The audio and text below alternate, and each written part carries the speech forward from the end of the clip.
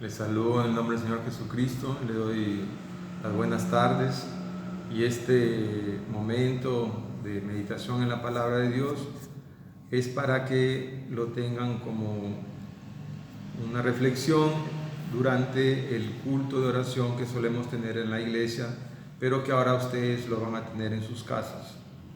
Les voy a dar esta palabra en el nombre del Señor Jesucristo para que genere un motivo de oración, no solo personal, sino también por toda la iglesia. Entonces quiero compartir con ustedes en esta oportunidad el libro del apóstol Pablo a los Romanos, capítulo 8, y vamos a ir leyendo y explicaré algunas cosas por cuestión de tiempo y que esto sirva pues para que podamos nosotros, hermanos, comprender más acerca de la vida en el Espíritu. Vamos entonces al libro de los Romanos, capítulo 8, del versículo 1, vamos a leer. Dice así la palabra del Señor. Antes voy a orar y espero que ustedes también en su casa lo hagan. Señor Padre amado que estás en los cielos, yo vengo ante ti humildemente, de corazón, para pedirte que tú, Señor, seas quien ministra la palabra, seas tú quien opera en los corazones, en el alma y aún en nuestro cuerpo, Señor, y hagas lo que necesitas tú hacer en nosotros. Bendice este culto de oración que lo vamos a llevar a cabo a través de las redes, y que, Señor, todo lo que se haga aquí y se medite aquí sea para provecho de la iglesia. En el nombre de Jesús. Amén. Entonces, Romanos 8, versículo 1 dice lo siguiente: Ahora pues, ninguna condenación hay para los que están en Cristo Jesús, los que no andan conforme a la carne, sino conforme al Espíritu. Esta porción de la epístola a los Romanos viene a ser como una perícopa, es decir, una porción de pensamiento seguida de otra porción de pensamiento que está en los capítulos precedentes, donde Pablo explica la futilidad de la ley, es decir, de que fue necesaria para un tiempo, pero que no era exactamente lo que los hombres necesitaban, sino que Cristo ya había predestinado que era necesario que la ley entre en nuestro espíritu y que no sea por un cumplimiento obligatorio del alma. Entonces, aquí empieza a justificar por qué Dios diseña que la adoración y la transformación del ser humano sea a través del espíritu, y que la ley venga a nuestro espíritu y que el cumplimiento de la ley sea a través del espíritu. Entonces por eso dice, no hay ninguna condenación a los que están en Cristo Jesús, porque ahora nosotros somos adoradores espirituales. No somos adoradores almáticos o psíquicos desde nuestra alma o de nuestro cuerpo, sino que somos adoradores desde el espíritu, que un poco tiene que ver relación con lo que meditábamos el día miércoles en la clase de adultos. Entonces por eso dice que los que no andan conforme a la carne, sino conforme al espíritu, no hay ninguna condenación. Porque la ley del espíritu es contraria o distinta o superior a la ley de Moisés de vida en Cristo Jesús, me ha librado de la ley del pecado y de la muerte, que era lo que de alguna manera ponía al hombre en esa posición los que vivían bajo la ley de Moisés, ¿no? Era la ley del pecado, del conocimiento del pecado, pero que al final, si alguien no la cumplía, lo único que producía era muerte. Entonces ahora dice, porque lo que era imposible para la ley de Moisés, vale recalcar, por cuanto era débil por la carne, es decir, que nuestra naturaleza pecaminosa hacía que esa ley fuera débil, que casi siempre no supieran cumplir los más de 600 mandatos que hay ahí, y que continuamente el hombre tuviera que estar pecando y restableciendo su relación con el Señor, porque era casi imposible cumplir la ley. Entonces, como era débil por causa del pecado esta ley, Dios, enviando a su Hijo en semejanza de carne de pecado, y a causa del pecado condenó al pecado en la carne. El pecado está condenado en la carne. La palabra que aparece aquí es sars, que incluye el cuerpo e incluye el alma o la psique. Ahí está condenado el pecado. Es decir, el pecado ha logrado devastar no solo nuestros cuerpos, sino también nuestra psique, nuestra alma, nuestro pensamiento, nuestra inteligencia, nuestra voluntad. Todo eso está devastado y lo único que queda útil en el ser humano es su espíritu, que está como adormecido, como casi muerto ahí y necesita nuevamente volver a vivir. Entonces dice que el Señor ha condenado el pecado ahí en la carne, para que la justicia de la ley se cumpliese en nosotros, que no andamos conforme a la carne, sino ahora andamos conforme al Espíritu, porque el Espíritu Santo ha venido a morar en nuestro espíritu, a lo más interior. Porque los que son de la carne, es decir, los que están sujetos a la naturaleza pecaminosa de la psique y de su cuerpo mismo, piensan en las cosas de la carne y continuamente son esclavos de las cosas de la carne, como muchos de nosotros hemos sido en tiempo pasado. Pero los que son del Espíritu solo piensan en las cosas del Espíritu, porque el ocuparse de la carne es muerte. La única salida para el ser humano es que tengamos un nuevo nacimiento. Mientras no ocurra un nuevo nacimiento, mientras el Espíritu Santo no entre a nuestro espíritu, el destino final es la muerte. Porque el ocuparse de la carne es muerte, pero el ocuparse del Espíritu es vida y paz. La vida empieza en el Espíritu, como en el origen, como en el Génesis. Sin el soplo del Espíritu de Dios no hay vida. El que da vida eterna y el que nos pone en la condición de seres eternos es el Espíritu. Lo demás es una parte de la creación, pero no de la creación eterna, sino de la creación, digamos que en condiciones de tiempo. Mientras no hay una vida espiritual, el hombre va a ser mortal. Eso es la consecuencia del pecado. Y el pecado se quedó ahí, en el cuerpo y en el alma. El espíritu se queda vida. Versículo 7, por cuanto los designios de la carne son enemistad contra Dios, porque no se sujetan a la ley de Dios, ni tampoco pueden. Y los que viven según la carne no pueden agradar a Dios. Obviamente no hay forma de agradar a Dios en la carne, pero vosotros no vivís según la carne, sino según el Espíritu Santo, si es que el Espíritu Santo o el Espíritu de Dios, como dice aquí, mora en vosotros. Y si alguno no tiene el Espíritu de Cristo, no es de él. Claro, eso es claro. Recordemos la parábola del sembrador. Hay hasta 4 tipos de personas, donde viene la semilla, que es el Espíritu Santo, que es la semilla de la imagen del Hijo, que es una semilla que trae toda la carga genética del Hijo, para que ustedes lo entiendan, como la semilla trae la carga genética de lo que será el próximo árbol. El Espíritu Santo es la semilla que entra al creyente, a su espíritu, y va a tener que reproducir a Cristo tal cual es. Si esa semilla, que es el Espíritu Santo, no ha entrado a nuestro espíritu, no hay forma de tener vida. No hay forma de tener vida, como lo dice aquí muy claro. Si eso no ha sucedido, el Espíritu Santo no ha entrado en nuestro espíritu, no somos de Dios.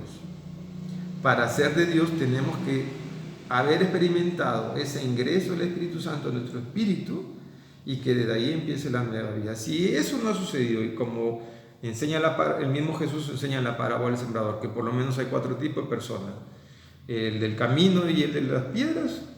Nunca entró el Espíritu Santo en su espíritu, se quedó encima y ellos no serán salvos. La parábola es clarísima, pero hay por lo menos 2 tipos de personas, que son lo de los espinos y de la buena tierra, que sí el Espíritu Santo logra ingresar al espíritu del hombre y por lo tanto ellos tienen posibilidades clarísimas de ser hijos de Dios. Los 2 primeros no se salvan, los 2 de abajo sí se salvan.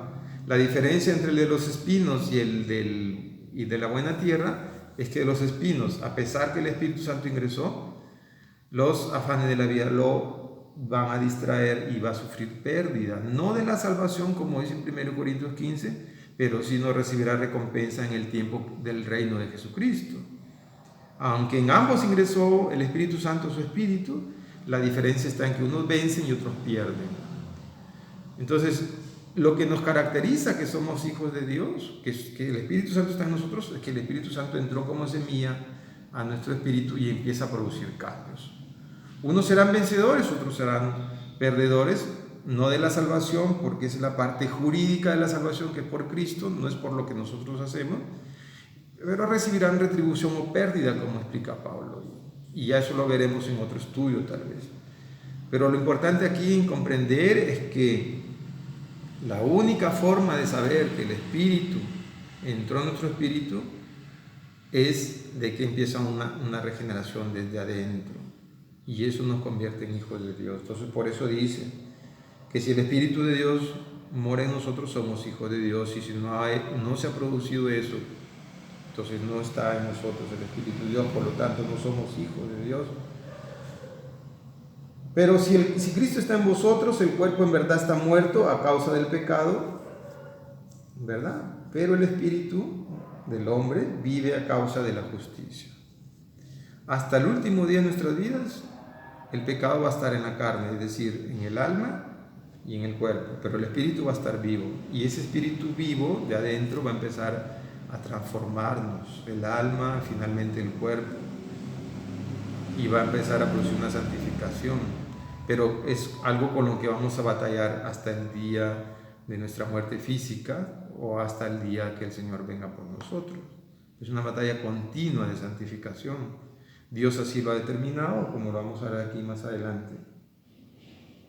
Versículo 11: y si el Espíritu aquel que levantando de los muertos a Jesús mora en ustedes, el que levantó de los muertos a Cristo Jesús también vivificará vuestros cuerpos mortales por su Espíritu que mora en vosotros. Así que, hermanos, deudores somos no a la carne, no somos deudores de nuestro cuerpo ni de nuestra alma, sino somos deudores del Espíritu. Deudores somos no a la carne para que vivamos conforme a la carne, porque si vivimos conforme a la carne moriremos. Pero si somos deudores al Espíritu, mas si por el Espíritu hacéis morir las obras de la carne, viviréis.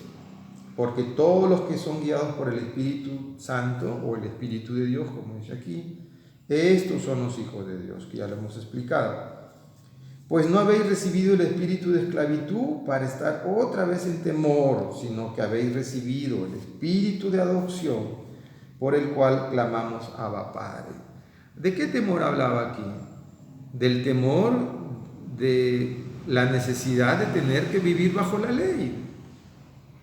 Porque en esos tiempos la ola judaizante de querer invalidar la obra de Jesucristo ya empezaba a cobrar sus primeros adeptos y ya era un tropiezo para los cristianos. Y muchos cristianos temían de que si no cumplían la ley mosaica o no estaban bajo la ley, iban a perder la salvación. Ya desde este tiempo, primer siglo, había esa contradicción entre la ola judaizante y los hijos del Señor. Y eso se ve en el libro de los Hechos, se ve luego también en las epístolas universales, de esa contradicción entre vivo bajo la ley o vivo bajo la gracia. Y los creyentes obviamente tenían temor de que tenían que volver a la ley, pero la ley cumplió su propósito, terminó, tuvo un cumplimiento. Ahora estamos bajo la gracia para vivir bajo la ley de Cristo, los mandatos de Cristo, la mente de Cristo, la santificación de nuestra alma. Y esa ley tiene un cumplimiento en el alma, pero desde adentro, no como una carga legal, sino como una vivificación, como ríos de agua viva que nos van transformando. Entonces lo que está explicando aquí Pablo a los romanos, que eran gentiles, que no eran judíos, que no necesitaban vivir bajo la ley, y esta ola judaizante hasta nuestros tiempos insiste en que si queremos ser salvos tenemos que volver a judaizarnos, a hacernos la circuncisión, a hablar en hebreo, cantar en hebreo, ponernos la kippah y tantas de esas cosas que nuevamente en nuestros tiempos están circulando. Pero eso no es necesario. Hay mucha información, no solo aquí en Romanos, sino en otras cartas, donde nos enseña pues de que nosotros no estamos bajo la ley de Moisés. Entonces no tengan temor, dice Pablo. ¿Por qué tienen temor? Vivan bajo la gracia. Vivan bajo la gracia. Y esa gracia es la que nos permite decir Abba Padre. Abba Padre. El Espíritu Santo mismo da testimonio a nuestro espíritu de que somos hijos de Dios. Yo soy hijo de Dios porque el Espíritu Santo vino a morar en mi vida. Yo no soy hijo de Dios por cumplir la ley de Moisés. Soy hijo de Dios porque el Espíritu Santo ingresó a mi vida. Eso me convierte en hijo de Dios. y si hijos también herederos, herederos de Dios y coherederos con Cristo, si es que padecemos juntamente con Él, para que juntamente con Él seamos glorificados. Pues tengo por cierto que las aflicciones del tiempo presente no son comparables con la gloria venidera que en nosotros ha de manifestarse. Porque el anhelo ardiente de la creación es el aguardar la manifestación de los hijos de Dios, porque la creación fue sujetada a vanidad no por su propia voluntad, sino por causa del que la sujetó en esperanza. Porque también la creación misma será libertada de la esclavitud de corrupción a la libertad gloriosa de los hijos de Dios. Porque sabemos que toda la creación gime a una, y aún está con dolores de parto hasta ahora. Y no solo ella, sino que también nosotros mismos, que tenemos las primicias del Espíritu, nosotros también gemimos dentro de nosotros mismos, esperando la adopción, la redención de nuestros cuerpos. Porque en esperanza fuimos salvados, pero la esperanza que se ve no es esperanza. Porque lo que alguno ve, ¿a qué esperarlo? Pero si esperamos lo que no vemos, con paciencia lo guardamos. ¿Qué nos quiere decir? Y aquí termino por cuestiones de tiempo. Es que así como el pecado está sujeto en el alma y en el cuerpo físico, también la creación, toda la creación, está sujeta a vanidad. ¿Qué significa eso? Que el hombre piensa que es dueño del planeta, el hombre piensa que tiene control sobre la creación, el hombre piensa de que esta vida física momentánea es todo en la vida y se envanece de la vida momentánea. El ser humano piensa que todo lo puede, piensa que puede hacer lo que quiera con la naturaleza. Y grandes problemas de la naturaleza de hoy es por causa del hombre, por su vanidad, porque piensa que él es dueño de la creación. ¿Y quién le ha enseñado eso? Eso se lo enseñó Satanás desde el principio.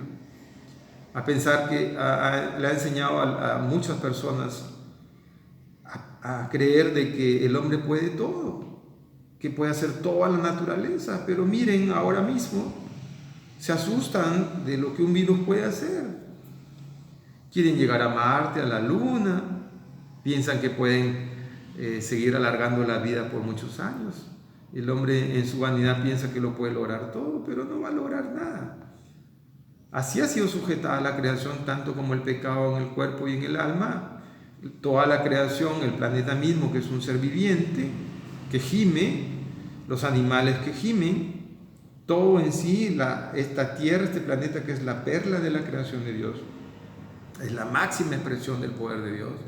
Es tan perfecta la tierra, es tan perfecto el universo, es tan perfecta la vida humana, que es de Dios, pero el hombre cree que es de Él y piensa, por eso el hombre se esfuerza en explicar que todo viene de la nada, porque es pura vanidad. Y la vanidad es la que ha sujetado a la creación a esta esclavitud.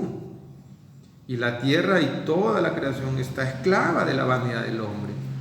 Y el planeta gime como un ser vivo, espera la redención, espera el gobierno de los hijos de Dios. Cuando los hijos de Dios gobiernen y Jesucristo gobierne, el planeta será sanado.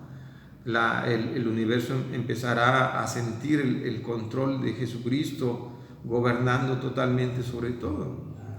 Y todos esperan eso.